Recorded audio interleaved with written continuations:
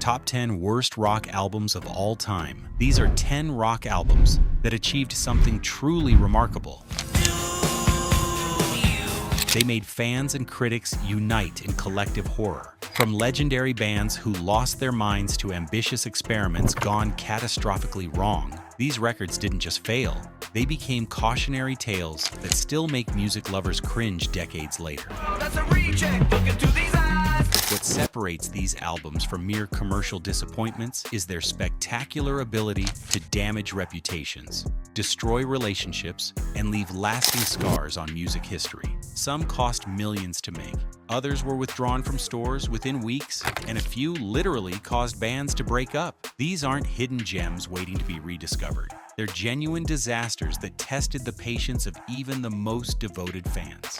Van Halen III from 1998 stands at number 10. When David Lee Roth left Van Halen, the band found magic with Sammy Hagar. When Hagar left, they found Gary Cherone, former frontman of Extreme. What they found next was artistic catastrophe. Van Halen III sounds like a band desperately trying to recapture lightning in a bottle while the bottle explodes in their hands.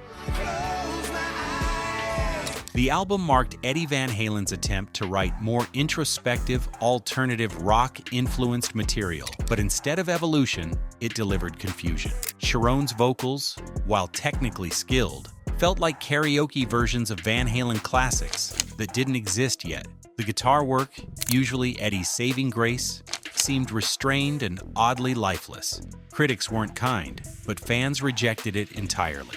The album's failure effectively ended Cherone's tenure with the band and sent Van Halen into a creative wilderness they'd struggled to escape for years. Coming in at number 9, Generation Swine by Motley Crue from 1997. Even Vince Neil called his own album terrible, and he was absolutely right. Generation Swine found Motley Crue attempting to reinvent themselves for the alternative rock era, abandoning everything that made them compelling in the first place. The result was a confused mess that satisfied neither longtime fans nor potential new ones. The band experimented with industrial elements, longer song structures, and introspective lyrics that felt completely at odds with their party rock DNA.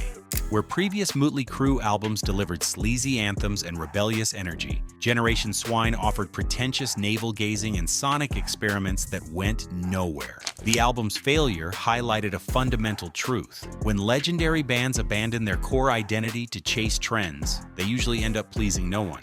Number 8 brings us to Forbidden by Black Sabbath from 1995.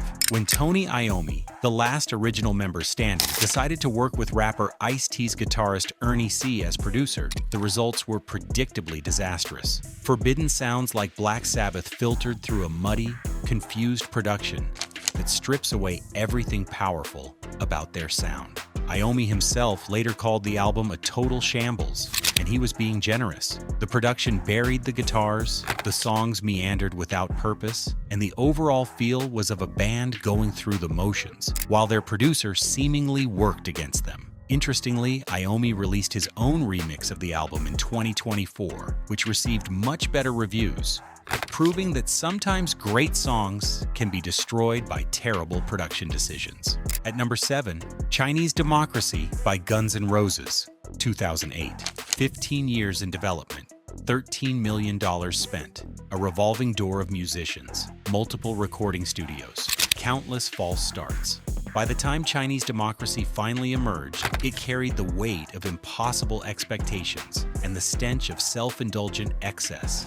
The development process became legendary for all the wrong reasons. Former bassist Duff McKagan described sessions as indulgent and chaotic, with Axl Rose arriving at studios at 4 or 5 in the morning while other musicians waited around for hours. Producer Bob Ezrin, brought in to help finish the album, described the songs as something that had been painted over too many times. The final product reflected this chaotic process, overproduced, overwrought, and fundamentally lacking the dangerous energy that made classic Guns N' Roses essential. Chinese Democracy felt like an expensive monument to creative paralysis.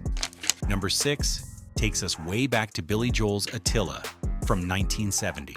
If you search for tenderness, Long before he became the piano man, Billy Joel was the keyboard player in a psychedelic metal duo called Attila. Their self-titled album has achieved legendary status for being spectacularly awful. AllMusic's Stephen Thomas Erlewine called it the worst album released in the history of rock and roll. Hell, the history of recorded music itself. Joel himself later described Attila as psychedelic bullshit, which is remarkably accurate. The album features Joel's Hammond organ, pushed through massive distortion, creating a sound that's simultaneously boring and painful. The vocals are incomprehensible, the songs go nowhere, and the overall effect is like listening to a musical car accident in slow motion.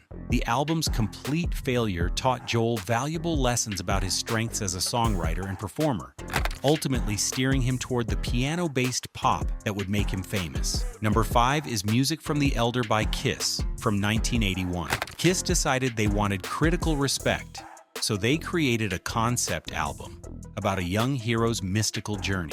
Gene Simmons later admitted that was the one time Kiss succumbed to the critics. We wanted a critical success, and we lost our minds.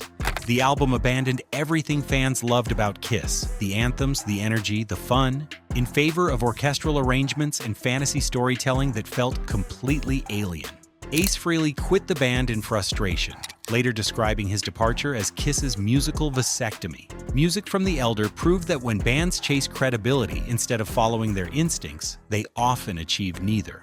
At number 4, Mardi Gras by Creedence Clearwater Revival from 1972. For years, John Fogerty had been the creative force behind CCR, writing, singing, and producing virtually everything. When his bandmates demanded more input, Fogerty reluctantly agreed to let them contribute to Mardi Gras. The results were catastrophic. Rolling Stone's John Landau delivered the album's epitaph, the worst album I have ever heard from a major rock band. The album lacks Fogerty's songwriting genius, his distinctive vocals, and his production skills. Instead, it offers poorly written songs, weak performances, and a general sense of a great band falling apart in real time. CCR broke up shortly after Mardi Gras flopped, ending one of rock's most consistent hit-making machines on the most disappointing note possible. Number 3 is Lulu, the collaboration between Lou Reed and Metallica from 2011. The pairing between avant-garde legend Lou Reed and Metal Titans Metallica should have been fascinating. Instead, it produced Lulu, an album so universally despised that it united critics and fans in collective horror. Chuck Klosterman wrote that if the Red Hot Chili Peppers acoustically covered the 12 worst Primus songs for Starbucks, it would still be slightly better than this. The album features Reed reciting poetry over Metallica's heavy backing, but the two elements never mesh. Reed's abstract lyrics about transsexual prostitutes clash with Metallica's straightforward metal riffs, creating an uncomfortable listening experience that satisfies no one. Pitchfork gave it a rare 1.0 rating, while Amazon users awarded it a 54% one-star rating. The album has sold only 280,000 copies worldwide, making it one of the worst-selling releases in either artist's catalog. Number 2 is Saint Anger by Metallica, 2003. Metallica entered the studio with nothing written, banned lead guitar solos, and crafted a snare drum sound that resembled a trash can being kicked downstairs. The result was Saint Anger, an album that documented a band's midlife crisis in excruciating detail. Producer Bob Rock claimed he spent about 15 minutes crafting the notorious snare sound that dominates every track. James Hetfield was fresh out of rehab, the band was in therapy, and their creative process involved aimless jamming sessions that produced meandering songs without memorable hooks or solos. The 2024 documentary Some Kind of Monster captured the chaos, showing a band on the verge of collapse. Despite winning a Grammy and selling well initially, Saint Anger damaged Metallica's reputation and took years to overcome. And finally, at number 1, Metal Machine Music by Lou Reed from 1975. Lou Reed created the ultimate artistic middle finger with Metal Machine Music, a double album of pure feedback and electronic noise. Initially selling 100,000 copies, most were returned within 3 weeks. earning it the distinction of being the most returned album in history. The album consists entirely of guitar feedback, electronic manipulation, and industrial noise with no recognizable songs, melodies, or rhythms. Reed later called it his supreme act, and his feelings about the whole music industry. The album was so notorious that recording contracts began including Metal Machine music clauses, requiring artists to deliver albums that sounded like the artist the label actually signed. Some defenders claim it's a punk masterpiece or electronic composition ahead of its time. Others see it as an elaborate prank. Either way, Metal Machine music remains the gold standard for albums that test listeners' patience and challenge the very definition of music. These 10 albums prove that even legendary artists can spectacularly misfire. Whether driven by ego, experimentation, or simple bad judgment, each represents a moment when great musicians lost their way. They serve as reminders that reputation and talent offer no protection against the possibility of creating something truly awful. And sometimes, the bigger the artist, the more spectacular the failure.